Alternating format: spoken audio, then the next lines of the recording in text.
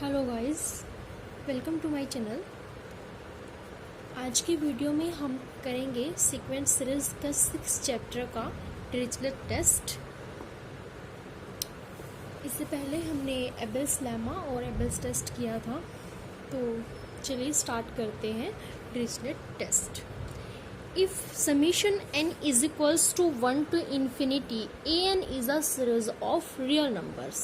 real numbers क्यों कहा गया है? क्योंकि हम आर्बिट्रेरी सीरीज के बारे में पढ़ रहे हैं, यानी हमारी जो सीरीज की टर्म्स होंगी वो हमारी पॉजिटिव साइन की भी हो सकती हैं और नेगेटिव साइन भी, यानी कोई भी साइन वो होल्ड कर सकती है। तो real numbers whose sequence S N of partial sum is bounded. अगर an एक सीरीज है रियल नंबर्स की जिसकी सीक्वेंस एसन यानी s1 जो होगा वो फर्स्ट टर्म का सम, s2 फर्स्ट 2 टर्म का सम, s3 फर्स्ट 3 टर्म का सम, इस तरह से हमारे पास क्या बन जाती है सीक्वेंस एसन क्या है? पार्शियल सम किसका? इस सीरीज का इज बाउंडेड, कि जो इस सीरीज का पार्शियल सम यानी एसन जो है वो क्या है? बाउंडेड है। And if Bn is a non-negative monotonically decreasing sequence tending to zero यानी limit n approaches to infinity, Bn is equals to 0. Then the series summation n is equals to 1 to infinity an into Bn converges. तो start करते हैं इसके proof को।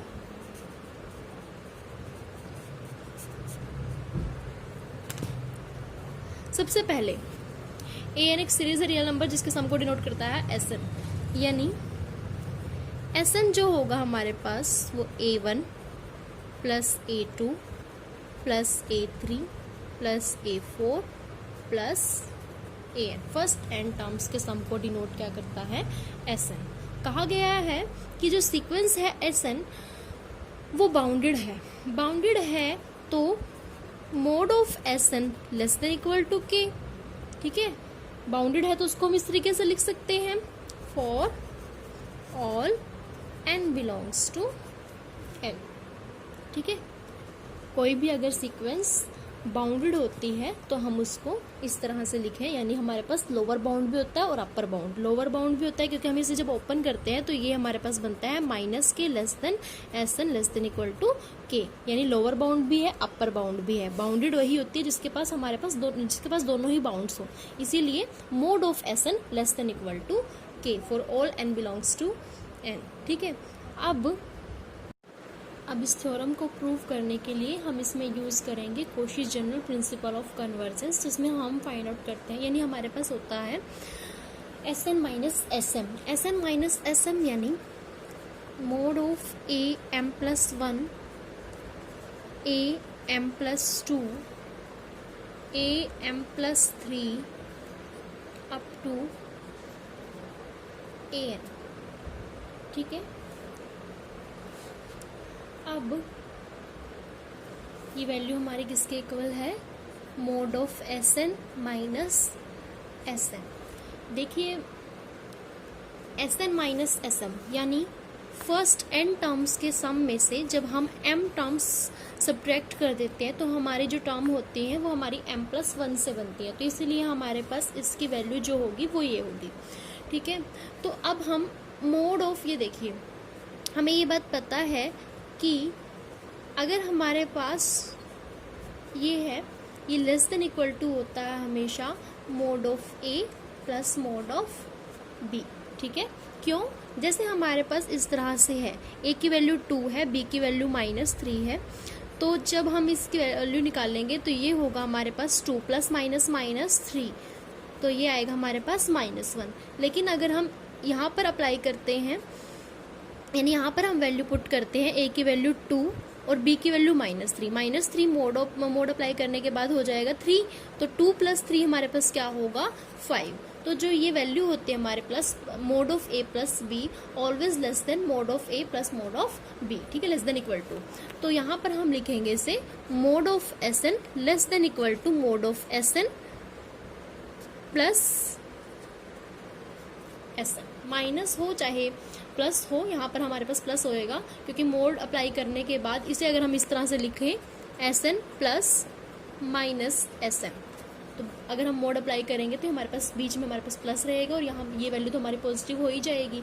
तो इस तरह से लिखेंगे और हमें पता है कि गिवन है कि Sn जो है वो बाउंडेड है तो ये लेस देन इक्वल टू क्या होगा k, और n टर्म्स में हमारी m टर्म्स भी आती हैं, तो यानी अगर n जो टर्म्स है हमारी वो एक नंबर से बाउंड है k से, तो m भी तो उन्हीं नंबर्स में आता है, तो ये भी हमारे पास बाउंड होगा किस नंबर से, उसी नंबर यानी k से।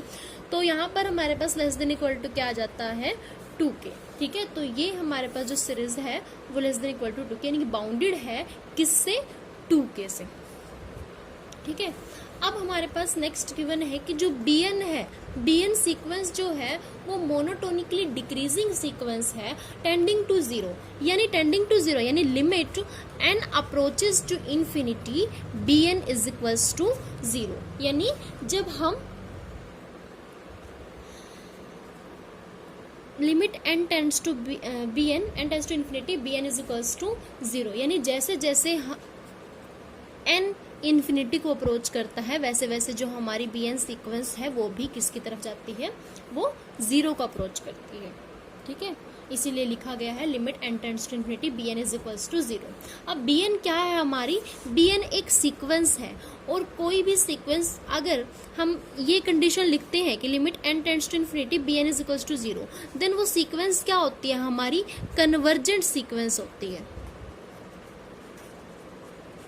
ठीक है, देखिए अगर ये होती सीरीज, अगर bn एक सीरीज होती तब हम ये नहीं कह सकते थे कि अगर limit n tends to infinity bn is equal to 0 है तो bn कन्वर्जेंट है। नहीं, सीरीज में ये चीज अप्लाई नहीं होती। क्यों, देखिए मान लेते हैं हमारे पास एक सीक्वेंस है, ये 1, फिर 1/2, 1/3, 1/4, 1/5, ये कहाँ तक हमारी, यानी कि इसका लिमिट जो होता है, लिमिट पॉइंट क्या होता है इसका 0, यानी ये जो सीक्वेंस होती है ये हमारी 0 को कन्वर्ज करती है। लेकिन जब हम इन टर्म्स का सम कर देते हैं तो ये बन जाती है हमारी series.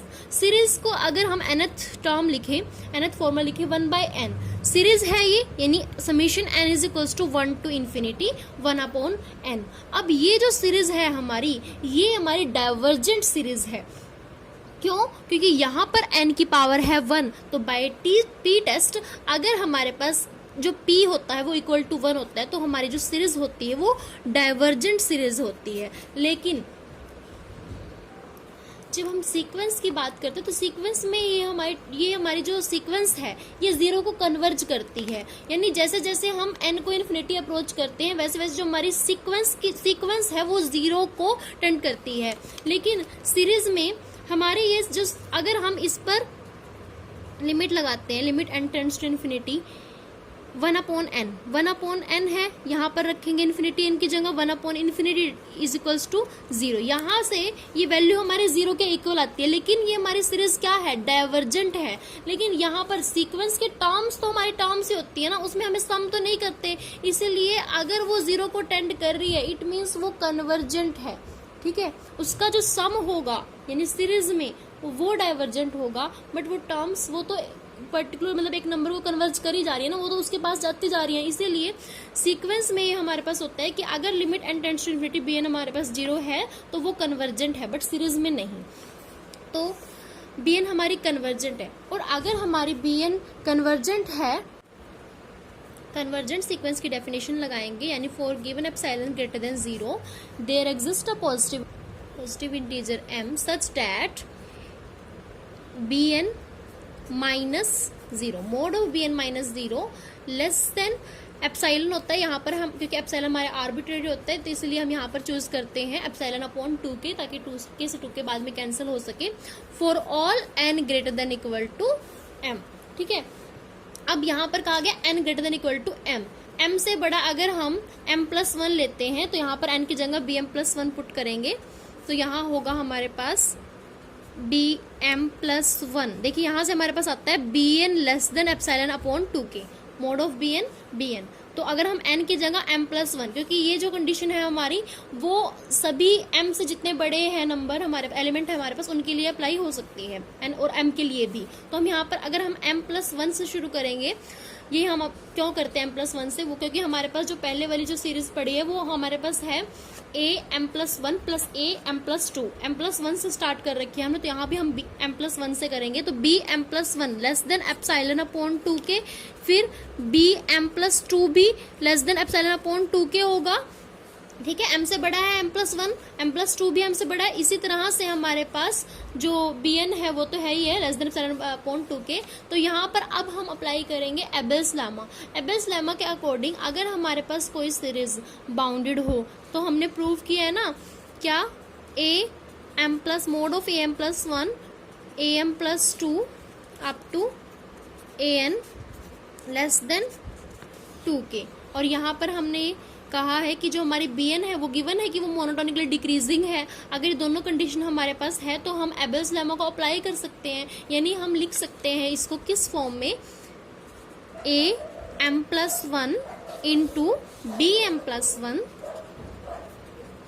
Plus am+2 into bm+2 plus up to an bn, ठीक है। लास्ट में हमारे पास कौन सी टर्म आती है, nth, तो an bn। ये हमारे पास लेस देन, ये जो सीरीज है हमारे पास लेस देन होगी 2k इंटू bm+, और bm+1 लेस देन है एप्सिलॉन अपॉन 2k से, तो 2k into epsilon upon 2k, तो 2k से 2k कैंसिल हो जाएगा, ये हमारे पास आएगा लेस देन एप्सिलॉन।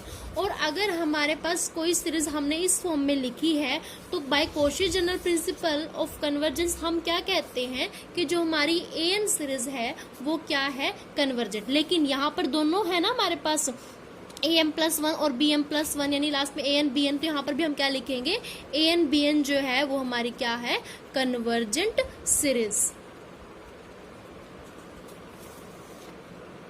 और यही हमने प्रूव करना था।